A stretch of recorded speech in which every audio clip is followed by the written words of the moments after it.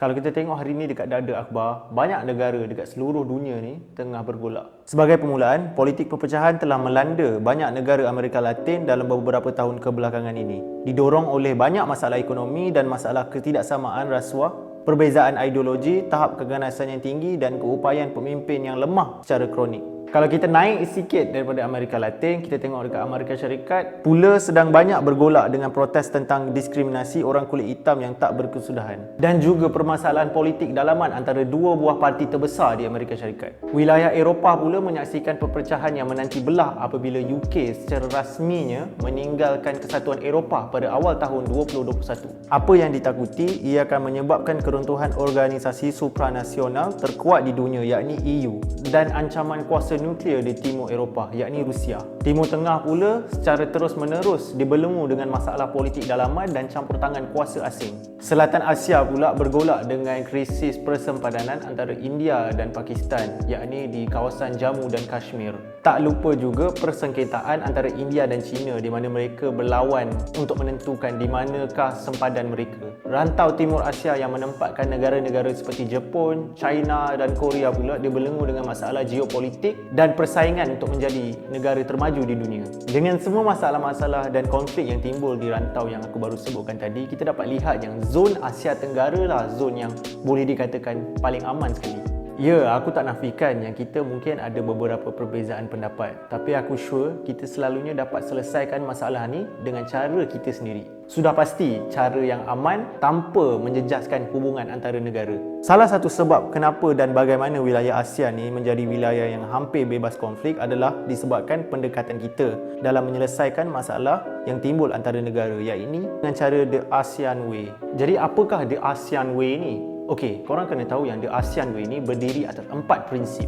Prinsip pertama adalah prinsip tidak campur tangan. Piagam ASEAN artikel 2A dan 2B menyatakan bahawa semua anggota ASEAN harus menghormati kebebasan setiap negara dan tidak mencampuri urusan dalaman negara lain. Dengan ini, kerana anggota ASEAN menghormati kedaulatan negara masing-masing, semua masalah dalam negeri haruslah diselesaikan oleh pemerintahan negara itu sendiri. Contohnya kita tengok kes rampasan kuasa oleh tentera di Myanmar. Anggota ASEAN ni tak bolehlah tiba-tiba nak hantar bantahan atau lebih teruk menyekat sebarang aktiviti ekonomi disebabkan konflik itu menggugat hak asasi manusia di Myanmar. Nak mudahnya kat sini, kalau nak jaga kestabilan serantau, kita tak payahlah nak jaga kain negara orang. Kita jaga kain negara kita sendiri. Ini yang bagusnya prinsip tak campur tangan ni. Kita dapat menjaga kestabilan serantau dan menjaga kepentingan ekonomi kita sendiri dengan tak berbalah dengan negara-negara yang ada masalah ni. Kedua, prinsip diplomasi yang tenang.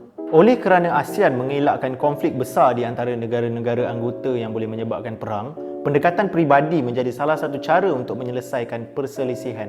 Secara sederhana, diplomasi lembut menjadi satu-satunya perkara yang perlu dilakukan sekiranya terdapat konflik di antara negara-negara serantau. Dalam prinsip ini, tahap keselesaan adalah penting untuk mengelakkan peningkatan ketegangan dua hala. Prinsip ini sebenarnya digunakan dalam krisis tuntutan bertindih Laut Cina Selatan. Korang mesti tahu kan krisis ini di mana China menuntut 90% hak ke atas Laut Cina Selatan.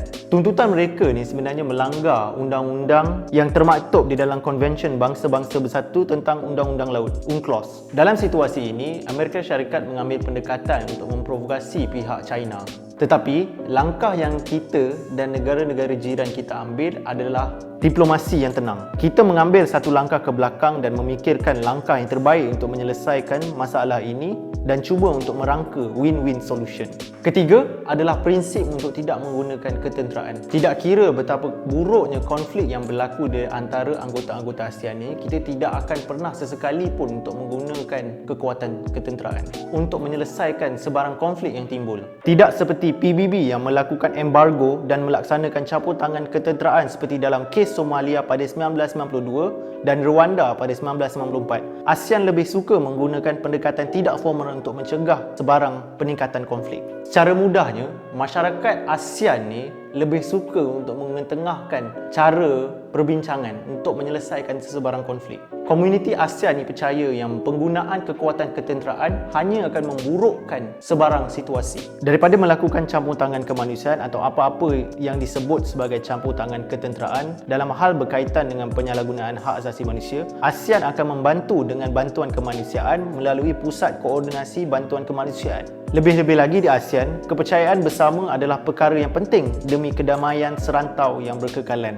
Keempat ialah prinsip membuat keputusan melalui kata sepakat ataupun secara konsensus. Dalam organisasi serantau ini, semua negara mempunyai kedudukan yang sama dengan pembuat keputusan. Maknanya, tak ada negara yang duduk lebih tinggi berbanding negara-negara lain. Kita duduk sama, sebaris seperti kawan. Tidak seperti di PBB di mana ada negara yang mempunyai kuasa veto dan ada negara yang tidak mempunyai kuasa veto. Semua masalah akan dibincangkan secara muafakat untuk mencari penyelesaian terbaik dalam sesuatu isu. Seperti contoh, isu jerebu yang membadai Asia Tenggara pada tahun 2015 dan 2016 yang disebabkan oleh pembakaran terbuka oleh ladang-ladang kelapa sawit di Kepulauan Sumatera dan Kepulauan Borneo. 3 negara yang terlibat iaitu Malaysia, Indonesia dan Singapura berjumpa dan mencari penyelesaian secara baik tanpa ada sebarang tuding jari. Dan akhirnya, masalah ini dapat diselesaikan tanpa menjejaskan hubungan antara negara. Sebagai penutup, organisasi ini dianggap sebagai salah satu organisasi regionalism yang paling berjaya di dunia dengan pencapaian yang mengagumkan. Walaupun kenyataan yang aku baru sebut ni boleh diperdebatkan, kita semua boleh bersetuju yang dengan organisasi ASEAN ni, keamanan serantau dapat dijaga. Terima kasih sebab tengok video ni sampai habis. Aku harap penjelasan aku tentang The ASEAN Way ni jelas lah. And jangan lupa like Atma Studios, subscribe Atma Studios di YouTube. Dan aku sebenarnya nak tahu juga apa pendapat korang tentang The ASEAN Way ni. Bagus ke tak bagus?